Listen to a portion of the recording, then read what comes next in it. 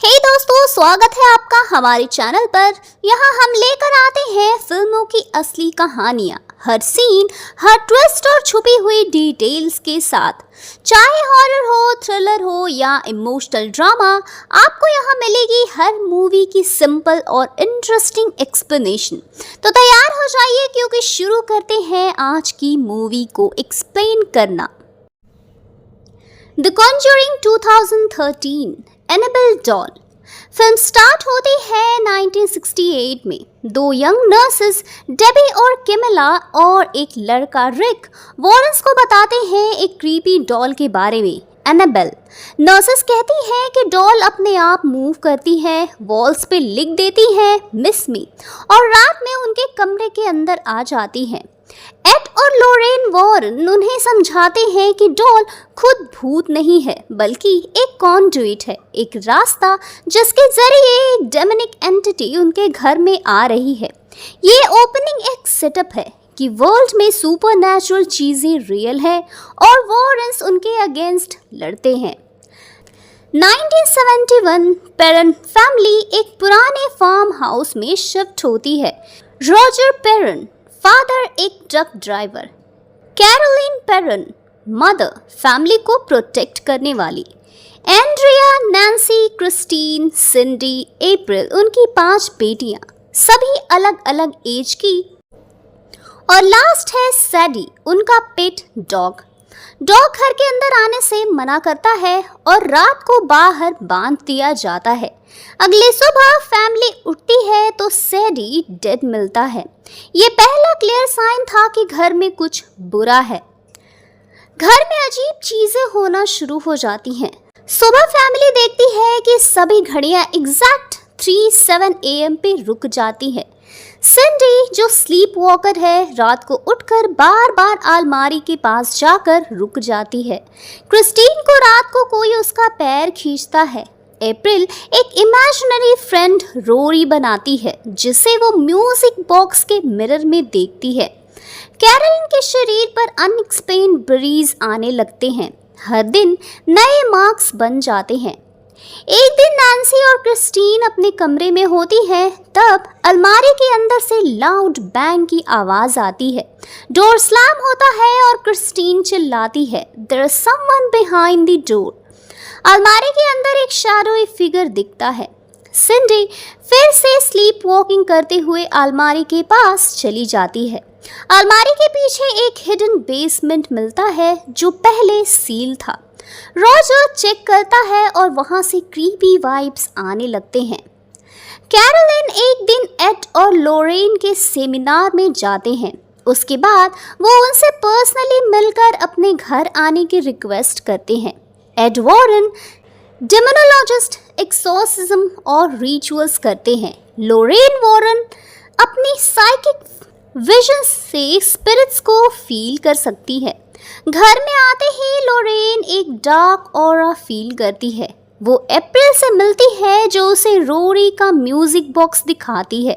Mirror में लोरेन को Rory दिखाई देता है। रिसर्चर्स से वॉरेंस को पता चलता है कि घर की लैंड पहले बिलोंग करती थी बाथशेबा शर्मन को। बाथशेबा एक विच थी जिन्होंने अपने न्यू बॉर्न को शैटन के लिए सैक्रिफाइस किया था।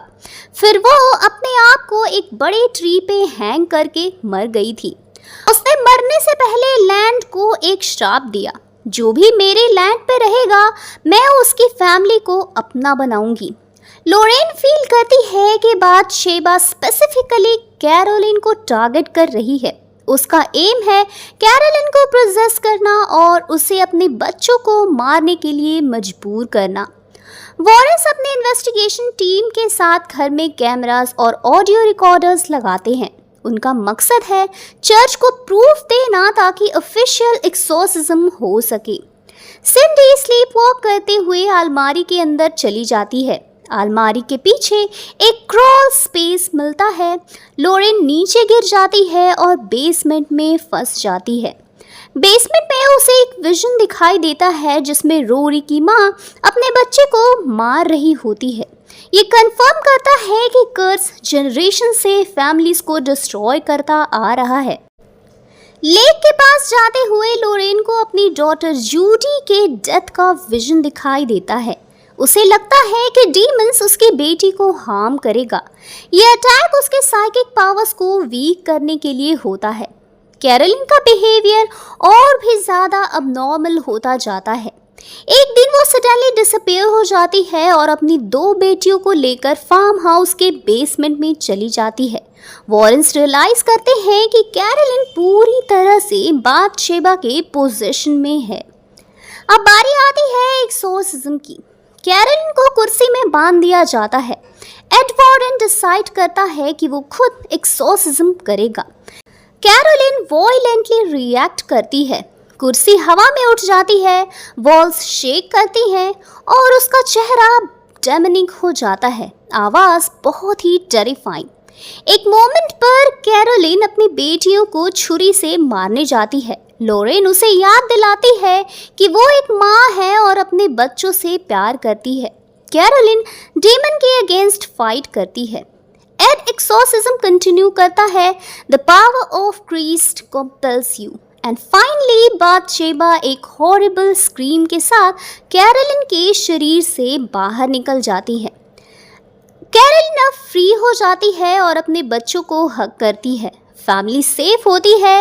वॉरेंस घर छोड़कर जाते हैं और एक दूसरा केस उनका वेट कर रहा होता है, जो है Amityville horror, which is basically Conjuring 2। Last scene में दिखाया जाता है कि वॉरेंस के अकल्ट म्यूजियम में एनाबेल डॉल लॉक होती है, लेकिन अब भी उसके अराउंड एक डार्क प्रेजेंस फील होती है। अब बारी आती है इस मूवी की हिडन मिस्ट्रीज का, जो सरफेस पे दिखाई नहीं देती। बाथशेबा शर्मन की हिस्ट्री। मूवी में बाथशेबा को विच दिखाया गया है, पर असल में वो एक रियल वुमन थी जो 1800 में इस एरिया में रहती थी। लोगों का कहना था कि उसने अपने बच्चों को सैक्रिफाइस किया था और अपने सोल को डेविल को डेडिकेट कर दिया था। 3:07 AM का सिग्निफिकेंस। घर में हॉन्टिंग मोस्टली इसी वक्त होती थी। ये वही समय था जब बाथशेबा ने अपनी जिंदगी खत्म की थी, इसलिए डीमन की एक्टिविटी पीक पर होती थी। पेरेंट फैमिली का real trauma. Original parent family ने क्लेम किया था कि कुछ पैरानॉर्मल एक्टिविटीज 10 साल तक उनके साथ होती रहीं और हर बच्चे ने अलग अलग चीजें देखी। मूवी में सिर्फ कुछ ही पार्ट्स दिखाए गए हैं। वॉरेंस का अकल्ट म्यूजियम। मूवी के एंड में एनाबेल को म्यूजियम में रखा दिखाया जाता है। ये एक रियल म्यूजियम है जहां आज भी एनाबेल और dozens of cursed items locked हैं। Clapping game symbolism. क्लोसेट के अंदर क्लैप करना एक चाइल्डिश गेम लगता था, पर असल में ये डीमन का मॉकिंग एक्ट था। वो बच्चों के लिए इनोसेंट गेम को यूज करके फैमिली को और भी ज़्यादा डराता था। तो दोस्तों, ये थी कंज्यूरिंग की पूरी कहानी। तो स्टोरी कैसी लगी कमेंट्स में ज़रूर बताएं। वीडियो को लाइक करें, चैनल को सब्सक्राइब करें और अपने फ्रेंड्स के साथ शेयर ज़रूर करें। मिलते हैं एक और ही ऐसी धमाकेदार स्टोरी के साथ।